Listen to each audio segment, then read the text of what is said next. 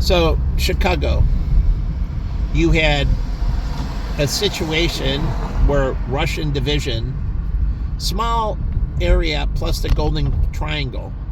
The difference, and it's really segmented, the sophisticated crowd was in the Golden Triangle. You have Gibson's and Tavern, and you had Dublin's and many other things. And Dublin's more catered to a more casual crowd. Gibson's, Yugo, Tavern, that more sophisticated, but it had lots of patios in that, and people loved being on the outside and talking to people that pass by. Because people, as they're walking, you would be at a table, especially at Tavern. It was like a nightclub, and you rented the table and you ate dinner, but you sat there for hours and hours. And you drank and you hang out, and friends would come up, and then they would grab a seat with you at the table, then they would leave and other friends would come in. The same way a nightclub works.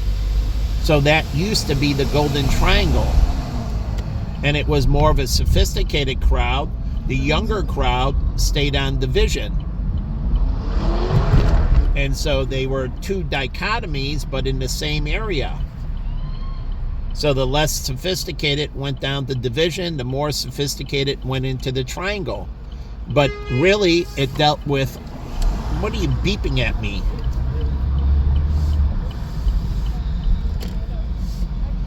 Pieces of shit.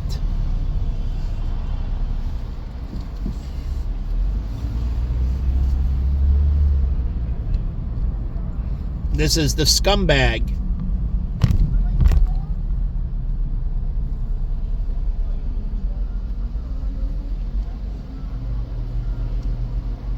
Yeah, just because your life's a piece of shit then?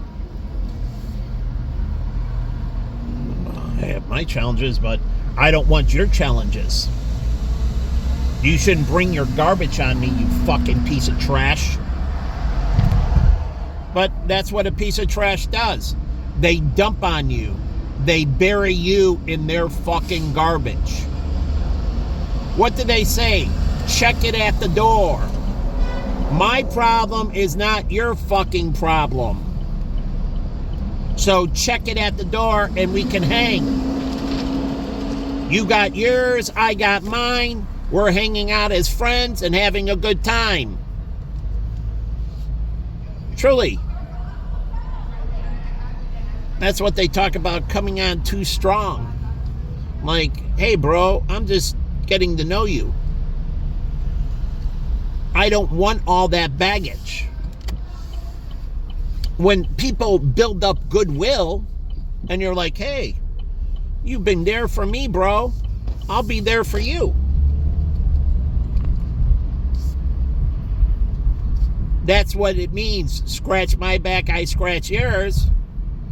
But you have to build up goodwill. These people, they have no fucking goodwill. You don't know them, and then they shit all over you. And that creates friction in society. Bro, what the fuck are you doing, bro? You have no good standing with me, and I don't have good standing with you. So I do the right thing, you do the right thing, and we have no friction. You have no goodwill with me, bro. What do you think countries go to war over? Like, I don't have any goodwill with you. And truly, Iraq invaded Kuwait and Saudi Arabia, no goodwill. They weren't doing trade. There was nothing that tied to bind them where they had mutual interest, meaning mutual goodwill, because they had goods and services they were receiving from them, and they were giving goods and services back. And they had this mutual goodwill. Why do you think since the revolution we've never gone to war with Britain?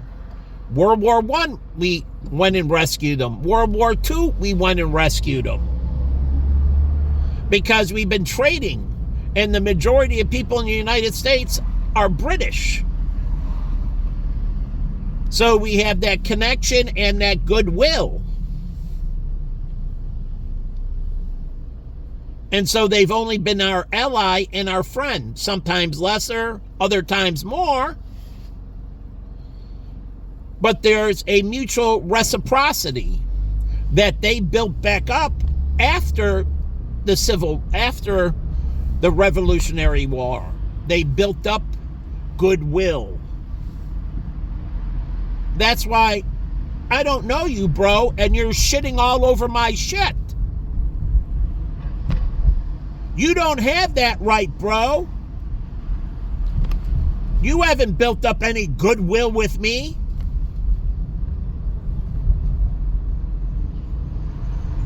So, fuck you.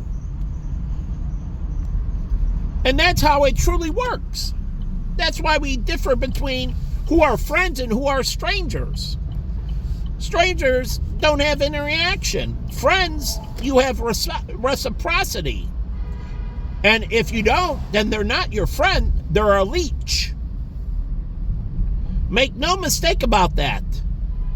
A friend, you have reciprocity. That's a true friend. You give them goodwill, you receive goodwill. Reciprocity. That's how you have a friend in God. Sanctification. He gave goodwill, now you give goodwill back. As the black pastor said tonight, faith is dead without good works. You can't have faith without good works. And that's why I see these people down here, and every time they don't do good works and they attack me, God sees that their faith is dead. They're just suckers for Satan. They prove it through their actions. They go on and shit on everybody around them. They lie to them, they cheat them, they scam them. Truly, they abandon them. I impregnated you. Hey, see you later. That's why they can sue for child support. We say, no, you don't have a right to abandon them. Truly, and they put you in jail for child abandonment. So no, you don't have a right. And then women, they're suckers. They're like, just abort the baby. And I told Adam with the morning after, no. If it is, it is. You have to live with your challenges. If you made that mistake, even in the passion, there's no get out of jail. That's why in the Bible, it's from inception. Instead, we don't teach people disciplinary. Who do we discipline? The unborn. We kill them. You're a fucking piece of shit in God's eye. You don't stand up for the powerless. You slaughter the powerless. That's why I'm a fan of PETA on that. People for the ethical treatment of animals, and people for ethical treatment of trees and plants and bees and birds and ants. You name it.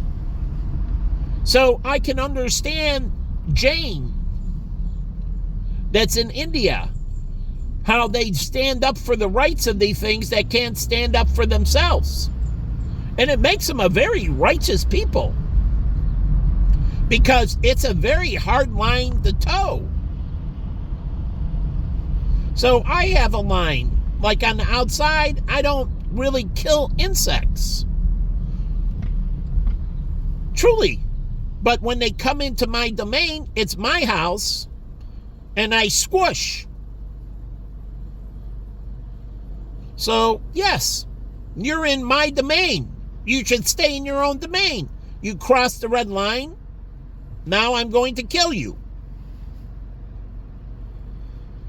You can get catchers and that and go beyond, but you don't have to. There's a natural reciprocity. And that's what we don't understand with humans. And we allow these people to go out and slaughter and slaughter and slaughter and slaughter. And then we forgive them. So we teach people to be an animal. And they use us for suckers. And they say, no, I can go out and kill as many people as I want, and then you'll give me grace, and I'll sit here and eat the food that you make. Oh yeah, you got to go out and produce it because they're in prison. How do you think Charles Manson ate?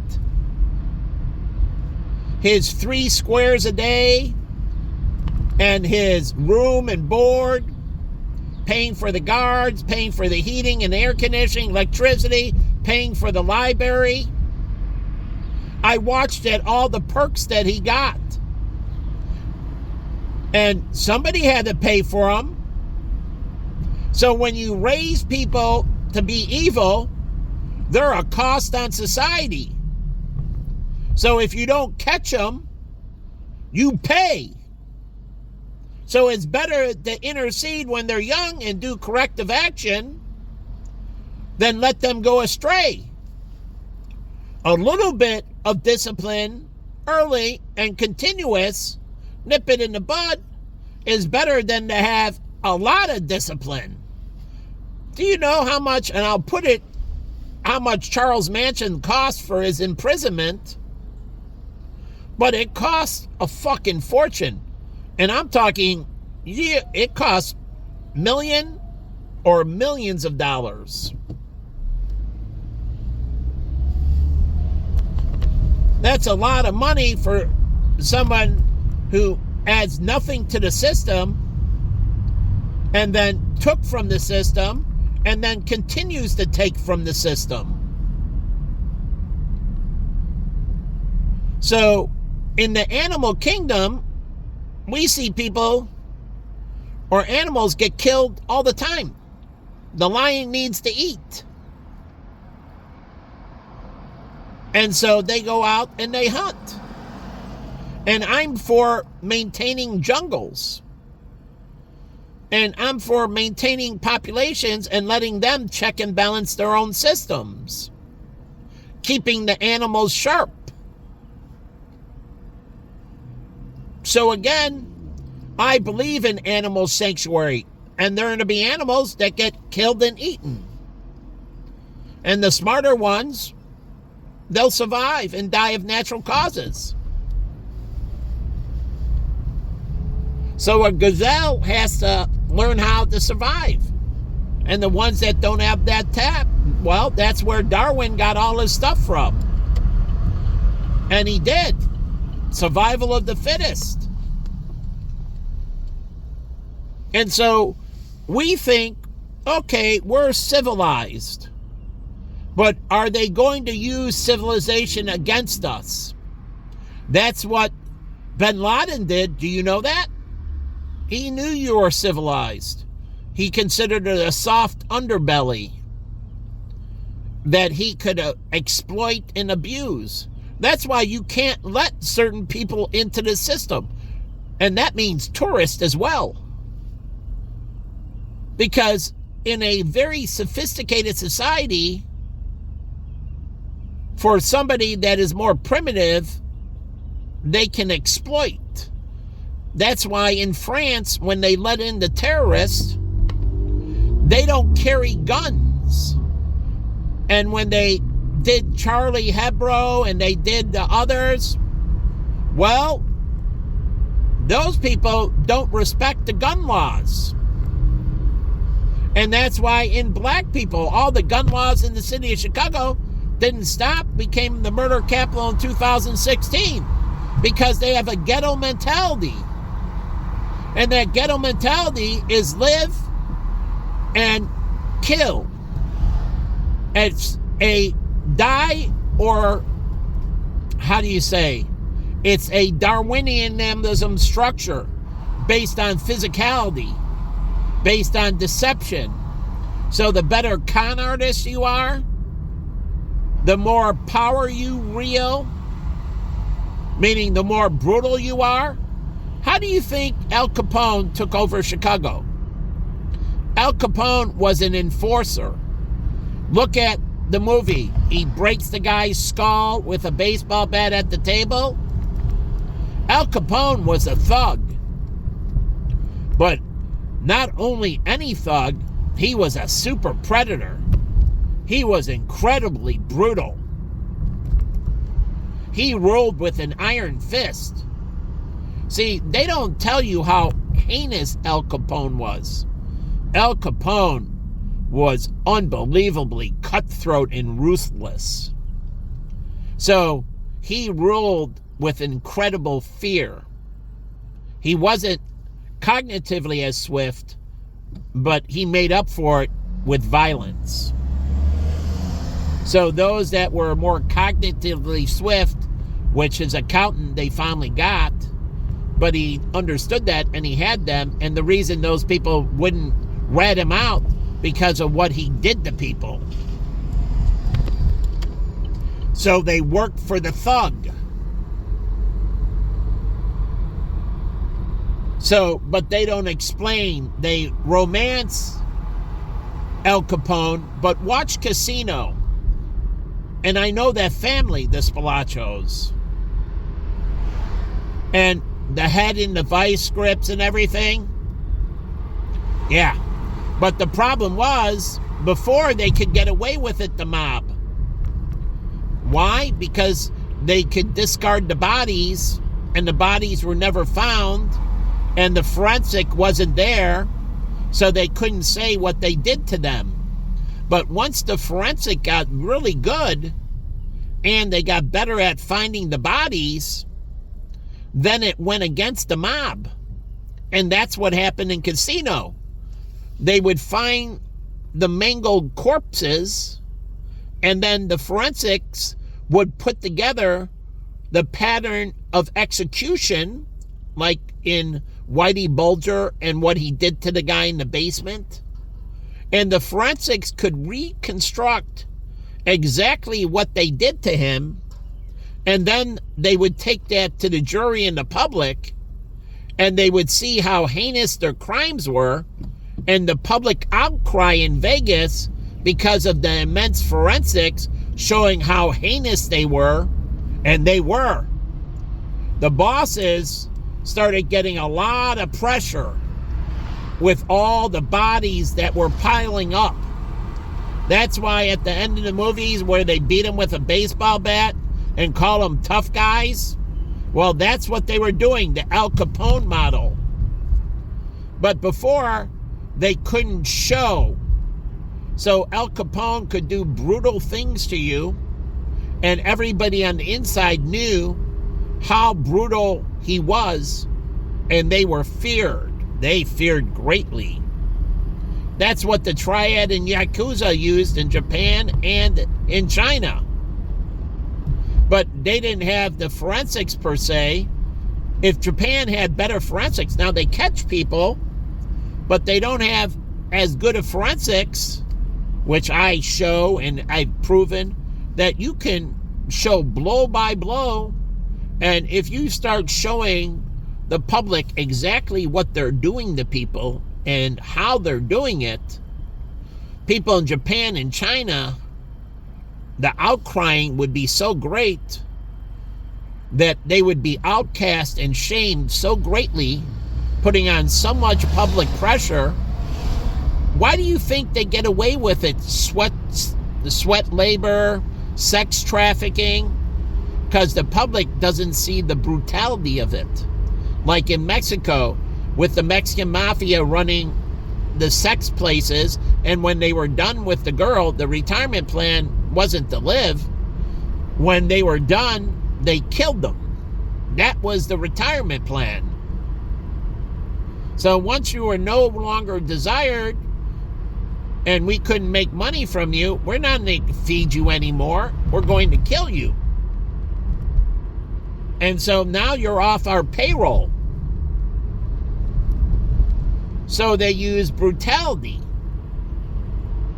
But people don't see all the demembered body parts they found in the Rio Grande, and the forensic wasn't good, so they couldn't reconstruct and everything. But now they can, and you can see how fucking heinous these people truly are. That's what changed everything in the movie Casino. Watch, and they say, They show all the crimes, the build up, everything's going great, great, great, great. See, with Bugsy Siegel, they couldn't see how heinous he was. So they romance him. But these people were unbelievably wicked. So they romance these people afterwards. But you don't understand, these people are incredibly wicked. They're incredibly wicked. And so, make no mistake about it. And so now you can put it together, like in a fire, you can use the forensics to see how somebody burned to death. Truly, did the inhalation get them first? Or did they burn to death? What was the outcry with 9/11? Does anyone remember? Well, it was really the pictures of people jumping out the window. It wasn't so much the building collapsing, because you couldn't see anything but a building collapsing. You couldn't see anything but the plane hitting the building. But the resulting fire, and they had the images, which they don't show, and my friend Eddie, he was in the building and he got out. And when he was walking or running through the atrium, which is at the lower floor, they had this glass atrium, and he heard this boom, boom, boom, boom, boom, boom, boom, boom. And he looked up, and all these people were jumping out of the building and hitting the atrium. And as he was running out, more and more people were jumping, and they were hitting the atrium faster and faster. And all the bodies were caked up on the atrium. They jumped to death because of the heat of the fire. They couldn't get out. They were forced out the windows. Think about it. They didn't want to jump. It was either burn to death or die from falling. And so what got people was all the people jumping out of the window. See, they don't show that in the video, but my friends were there. They were in the building and survived. So I don't have anything for these fucking pieces of shit. This is Urban Ministry, Pacific Gardens, Salvation Army, the Department of Health. And if they're not going to do their job, they should be fired. If I see them, they should be put in jail for derelict of duty, for corruption. So seeing these people disgust the fuck out of me. The failure in the system. Why do we pay the money?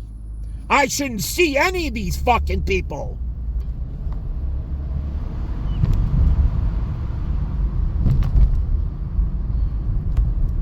But have they been in the heat of fire? I have. Over 400 and something degrees, I've been burned my flesh right off. Have you understood that? Truly. Has a fireman been burned that way? I'm talking 400 or 500 degrees on their flesh. Now take it even hotter with 9/11 with jet fuel. You understand? I understand. See, all these tailgaters and that, they don't understand the pain. That's why God burned you. They need to understand. You give me pain and you should be slaughtered. You have no right to bring pain into my life, misery into my life, and you should be slaughtered for doing it. But you understand, my friend jumped in the building and he's looking up and he sees all these dead bodies and sees them falling to their death as he gets out before the collapse. And I've talked to these people.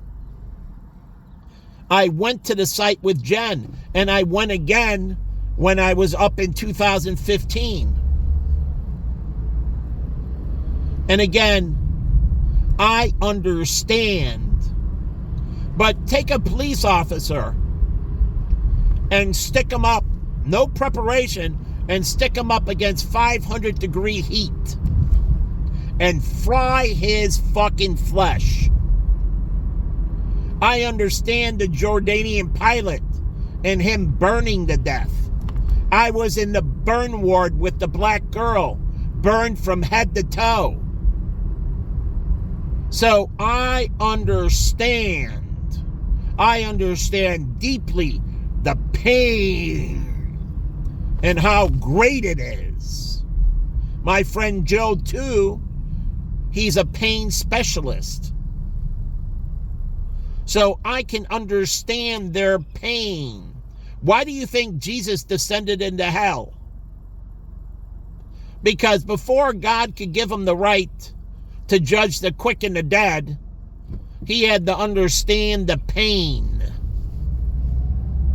So when he makes a decision to condemn you, it is just and righteous.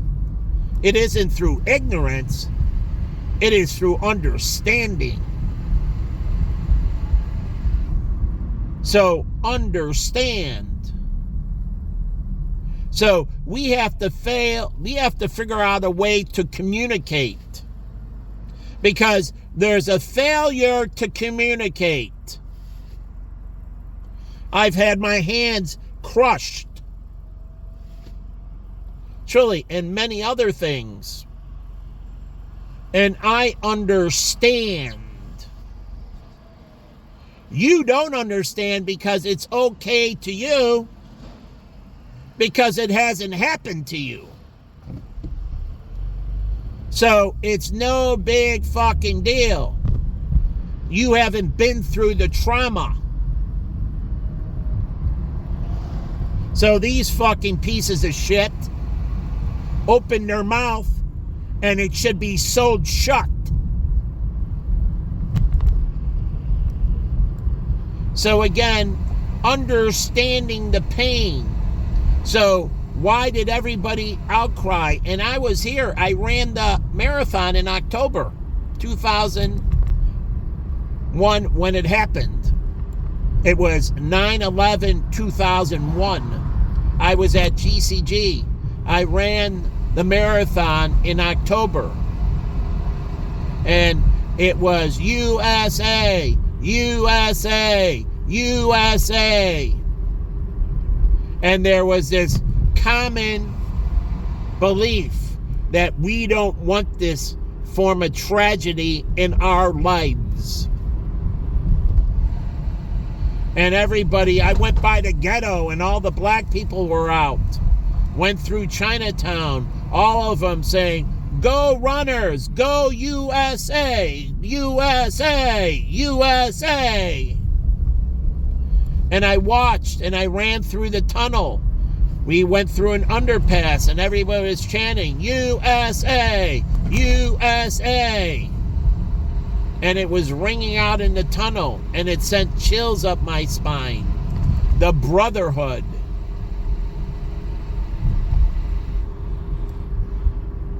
That everybody was on the same page. Now, we forget about that. And now, we're dispersed. And that's what they want. They always want you to forget about the past. It's bygones be bygones. It's okay. Forget about the past. That was then, this is now. Hold it, motherfucker. You still did it, didn't you? Well, yeah. So, where is the repentance? And sometimes it's putting you to fucking death. So I believe in the electric chair. You don't. I do. I understand these forms of communication. And so does God with hell, the lake of fire. It's to give you an image. What does the electric chair? It sets you on fire. It literally does.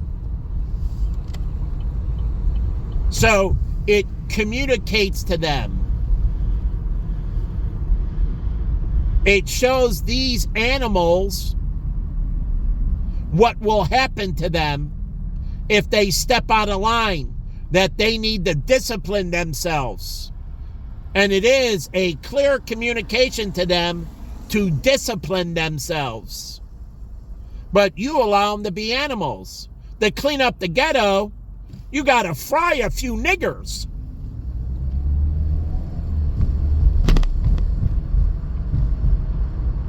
They had no problem frying white supremacists. I went out there and gave all the ones that were executed. So again, you have to understand that sometimes the only way to communicate is force. That's why we make the Tomahawk missiles and that. Not that we want to use them. I don't want to use them. But I understand there's a need to use them at times. That's why Trump dropped Big Blue in Afghanistan. It was out of necessity, not out of want, to send a message. It was like the atomic bombs. So the Big Bang Theory, scaring the fuck out of them. But he did it without life loss. He did it to basically outside of airport area, I forget exactly, but it was to show them what we could do, to send a message to the Taliban. So sometimes you show your hand so they can understand your capabilities, so they get the message, maybe I don't want to fuck with you. So God told me to be the weapon. So I became the weapon. So they didn't want to fuck with me. But you arranged the system of proxy wars where they could fuck with me. You protected them and their right to terrorize me. They have no right to terrorize me. And you show God how unrighteous you are by allowing them to. It's a big wrong on your part. That's why I like American Sniper. You know he's sending a message by drilling the kid, right? Don't rat me out. Don't turn me over to the enemy. We have to understand this, and we didn't in Afghanistan, and we kept on pulling out back into our base. We shouldn't have been doing that. We should have been slowly but surely extending our perimeter, moving out from our walls.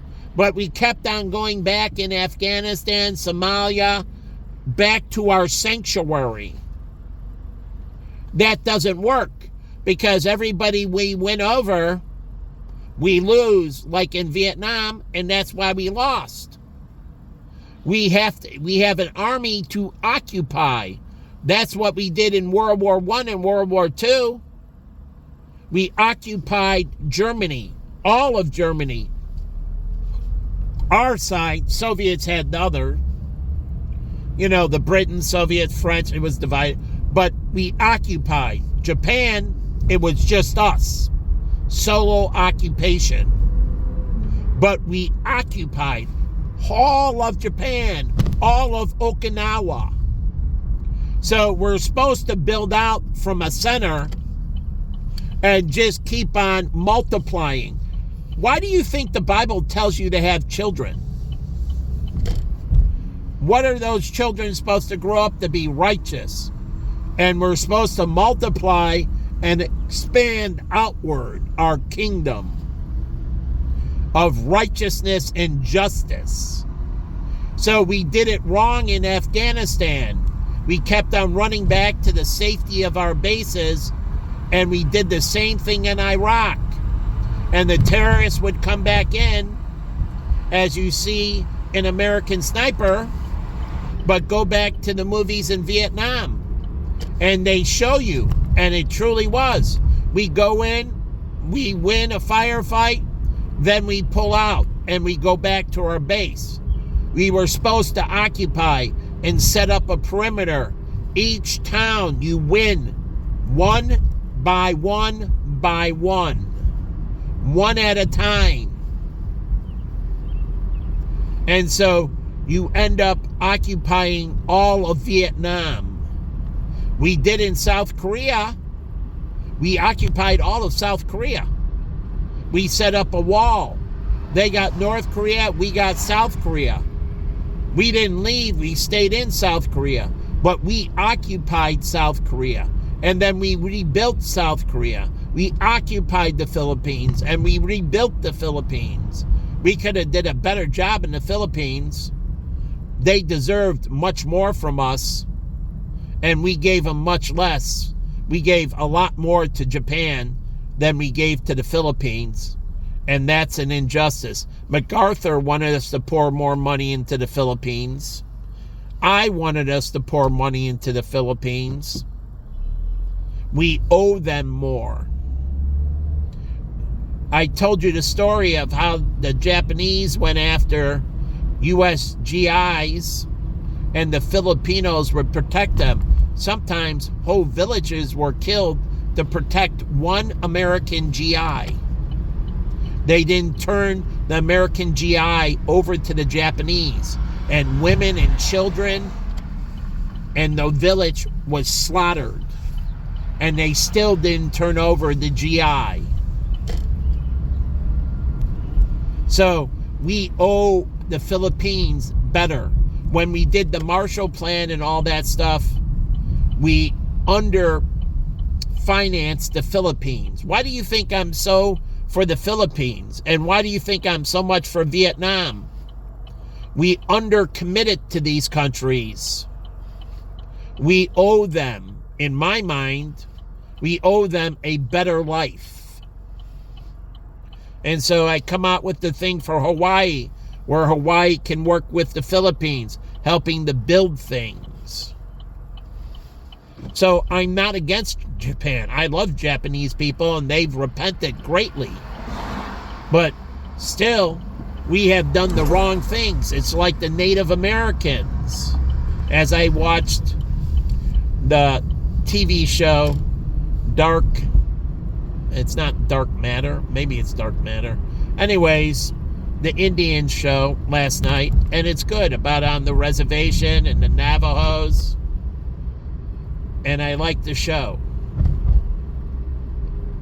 And they're dealing with things that went on in the past. So, and then when you go there, I hope it's beautiful. Truly now. That was then, this is now. Sometimes timepieces are great, like young Sherlock Holmes. That was Great Britain of the past, not Great Britain of the present. So sometimes it's great.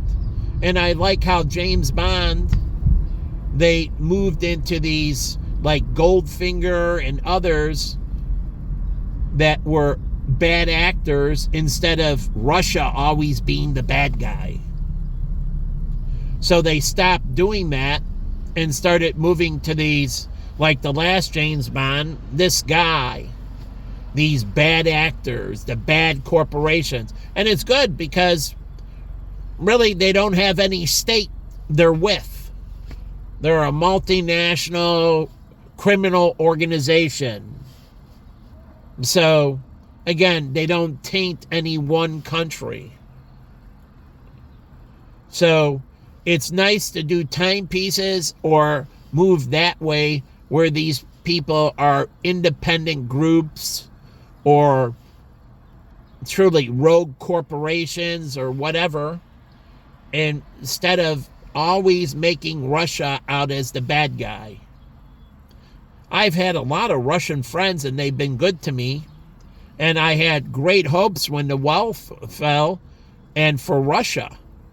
And Sergey from Google, we benefited greatly from Russia. Him and many other Russians.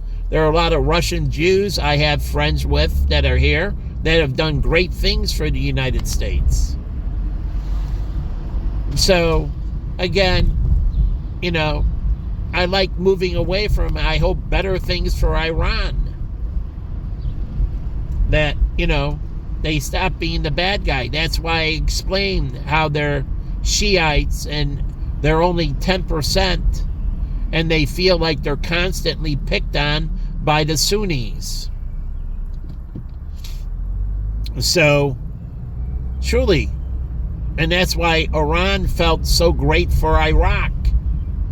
And they sent militias because Iraq has the largest Shiite population outside of Iran. But they feel like they're constantly picked on, and we choose the Sunnis over the Shiites all the time. And we have to be fairer in the Middle East. This is why we have a problem. Truly.